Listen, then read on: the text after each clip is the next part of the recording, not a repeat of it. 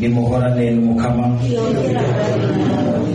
Inkuru nziza ya Yesu Kristo nk'uko twayandikiwe na Luka mweranda.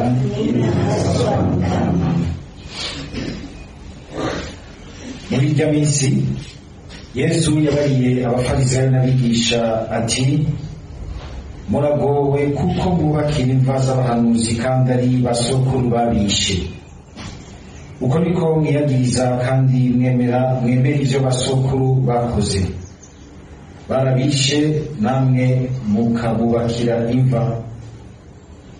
Nico gituma Imana yavugishije ubwenge hamwe yavuga iti, nzobarungikira abahanuzi n'abatumwa, bamwe babice abandi babahame, kugira ngo urugwaruka ruze rubazwe amaraso y'abahanuzi bose yasheshwe kuva isi itanguriye, kuva ku maraso ya Abeli gushika ku maraso ya Zakariya yiciwe hagati y'Atani n'uruhimbi. Ndabibabwiye, urugwaruka ruzobibazwa. Muragowe mwabigisha mwe, kuko mwatwaye urufunguruzo rw'ubumenyi, ntimwinjire ubwanyu, mubuza n'abashaka kwinjira. Ngo basohoke abanditsi n'abafarisayo baja mu vyo kumuhamagiza no kumubazagiza muri vyinshi, baramugerageza barondera ico bokumva avuga ngo bamurege. Dushimagize iyi nkuru nziza ya Kristo.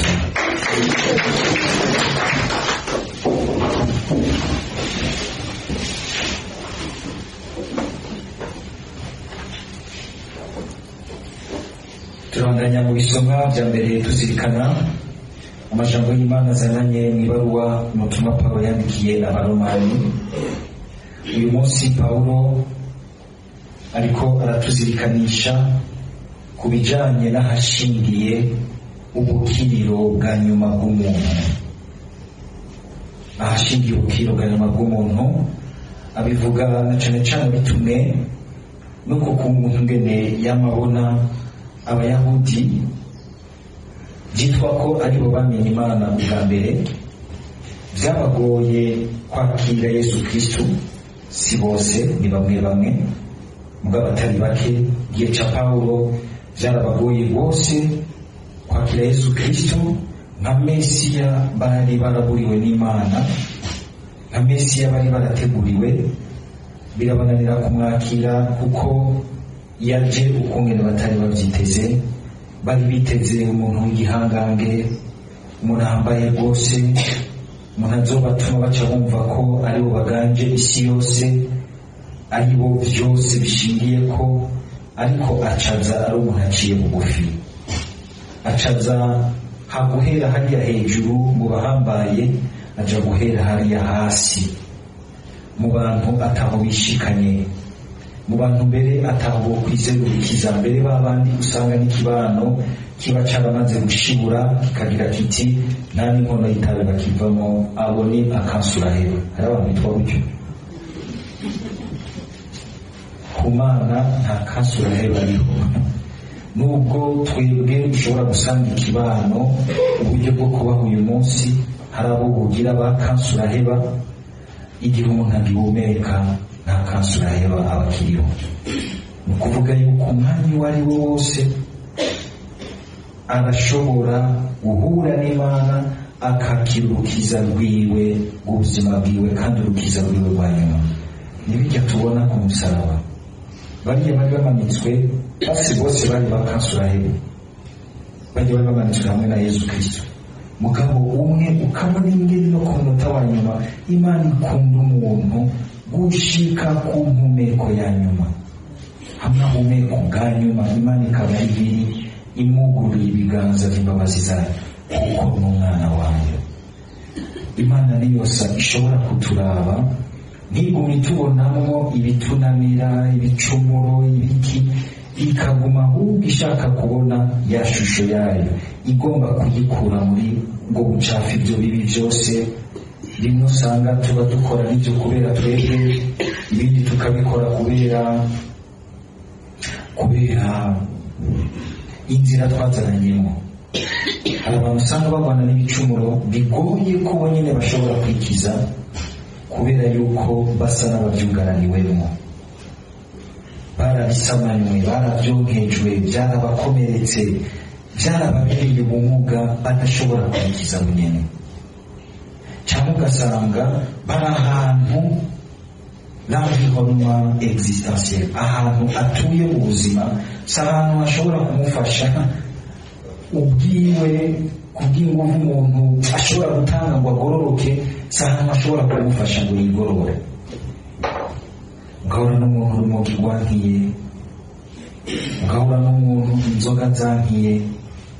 Kenshi duca dushoka duca urubanza tugatana n'ikigazuzo, ariko burya tutamenya neza ibi bituma byose. Abo n'abantu usanga ukungene bafise inkabuzo z'umutima n'umubiri wabo, hari ibintu bidashoboka. Cyo gituma burya mu gukira Imana itanga hajya tuvuga ngo umuntu ibimuremye gushasha. Hari ibintu Imana ishobora gupanga abasosyo, abapsiko, abakibose, abantu bose bashobora kugerageza ikagerageza kuyibona.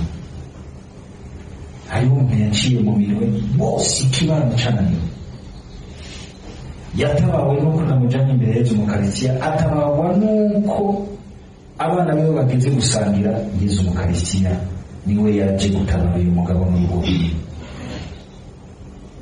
Nkamubwirira nkabona wa mugabo arinze akorora musozi agaseruka hanze, kandi mu bisanzwe atemba aja mu nda, nicyo gituma bisigurwa nyine abari ibiye y'inyanja. Ukabona umugabo arize, nanjye nkumva ko makwakorera mu mupatiri, nkumva ingena nk'ikigongo. Tipati ibyo bintu byose umbwiye ndumva ko ari ibyo, kandi sohoka numva ko ngiye kubikora, ariko nacikanye imbere amafire agacika nk'imodoka icikanye amafire aho kuri Nyamutendere, bayitorera hariya munsi ku Musaga. Bikanga nibiro mwise paragira ati twese twaracumuye, nawe kumbura uyu munsi ushobora kwibaza uti ndahagaze bimeze neza, ugasanga umenga kumbura nawe uhagaze nk'amufarizi yazi imbere y'Imana, mbese umeze nk'ijya mihimbiri y'abasambanyi, imborerwa, banywa urumogi bagisibije muri quartier, ijya misore yabuze ikiva mu imburakimazi iri biruka inyuma y'abana bacu, abakobwa bacu, ugasanga ni ugarukiraho ku byo ubona inyuma. Imana iratera imbabazi, irarira mu mutima. Hajya basogose Yezu agasokoroka amazi n'amaraso ya nyuma, n'impuhwe n'imbabazi z'Imana zibandanya zirira mu mutima wanyu igihe cyose ibona ko hari uwakutakana. Abayahudi rero bakabona yuko umenga bobo bamenye Imana kare, kandi ibikorwa byabo birabagoroye, barashimwa n'Imana kuko bahereza ibintu byinshi bibaza ko aribyo bishimwa n'Imana, bagaca bumva umenga barafitiye agashari abakristu ba mbere, na cyane cyane abenshi bari bavuye mu bapagani byitwa ko batari bazi Imana y'ukuri. Bagaheza bakamenya Imana y'ukuri, bagaheza bakagororoka gushasha kubera ukwemera, kubera ikindi gikorwa Yezu yakoze muri bo. Bya bindi byose byabatakuwa amazi, umwanya bakajana barabishoboye.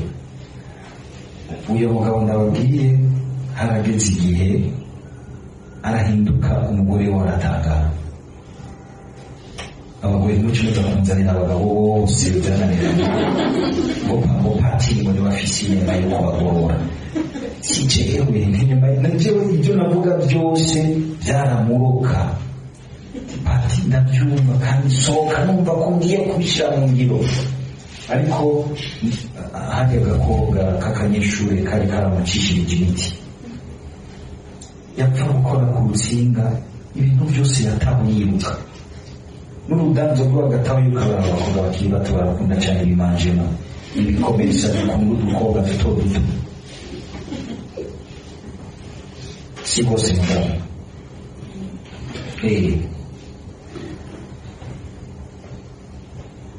navuga isabisho ngaho ibyo namubwira byose byararotse byaranse. Mugabo umunsi w'izina Imana inamugirira ubuntu, atangura kumva yuko nawe bitanguye kuza. Atangura kumva yuko ashashaye gusenga, kandi abantu bavuye kure ashaka yuko byose bica bigira n'ingorane yihe aho yatebye. Mu minsi ugasanga yicaye imbere mo ngaho kubera yuko no kwisengera bari bamunsi bose bakaza barajyana ibintu. Hari abantu baza ngaho gusa umenga baje kuraba abandi ibyo bariko barajya, kamenga bari mu bukristo bw'abafarisayo bucunga abantu.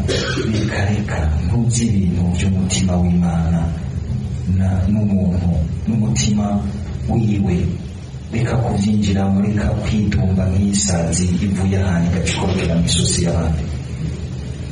Ca bugufi, herekeza icyiza, ibindi bigusize intumire, reka gufata amajambo usanga wowe nyene uri kurizibiranya, uri kurahangana n'Imana. Ico ubona ushobora gufashamo cyiza kigire. Hariho abantu usanga umenga baramaze gushika mu bukristo nk'ubu bw'Abayahudi, ukamenga barafise akazigo mu mutima kanyegeje ko gutangara kubona uwundi akiza, Imana iramukorera ibyiza ibitangaza, ikamuha bimwe basigaye bavuga ngo ibyo akoze ko byose bariko amavuta. Iyo mvugo uyu munsi bariko amavuta, ngo pati bariko amavuta menshi n'amawoki n'amawusa n'amawoki. N'ubuntu bw'Imana. Ndetse aranavuga ati abo nyine mucira imanza barabatanga mu ijuru. Ndibuka umugore wiwe duhuye, amubaza nti mbega bimeze gute?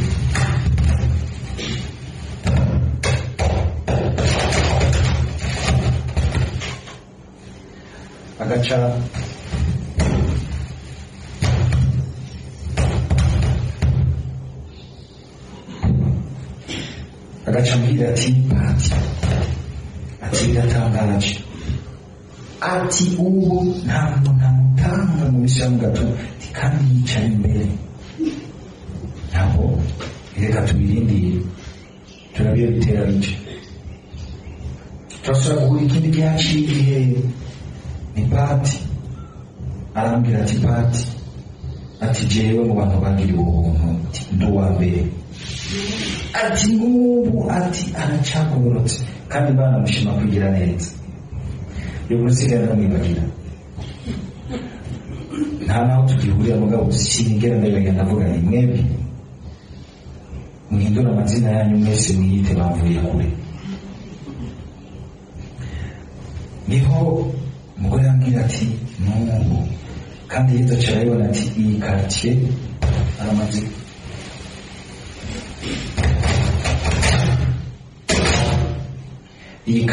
aramaze kwandagara hose. Aca bakura muri iyo quartier abahinzu ahandi hantu. Yesu byose arazi kubikurikirana akabyuzuza neza. N'uyu munsi ndibaza yuko agihagaze agaciye imyaka ati njyewe Imana yarampezagiye, ntego cyane ko yaguhezagiye, urazurafasha n'abandi bahezagiwe mu Mana nk'uko kuri wawe. Genda uzobona n'ibisumba ivyo. Bigomba kuvuga yuko rero na wewe uyu munsi ukabona uhagaze, ntiwigere utsindwa n'ubwishimo nk'ubu bw'Abayahudi. Nk'ubu twumvise bwisha abafarisayo bakabona umenga Imana ni nka domene prive yabo. Hari abantu uyu munsi dusigaye dufata Imana n'ibyayo nka domene prive, tukagomba kuyikoresha mu byo kuboneka kwacu, mu byo kurondera ama influence kwacu, mu byo kugomba kunyegeza n'ibibi byacu, mu byo kugomba gutoka, kuvugangwa. Ugasanga ibintu by'Imana turiko tubikoresha atari mu ngingo y'Imana, mu ntumbero y'Imana. Umwe wese asuzume nimba naje gusenga, nimba nkurikira Yesu, ubwo by'ukuri nshaka iki?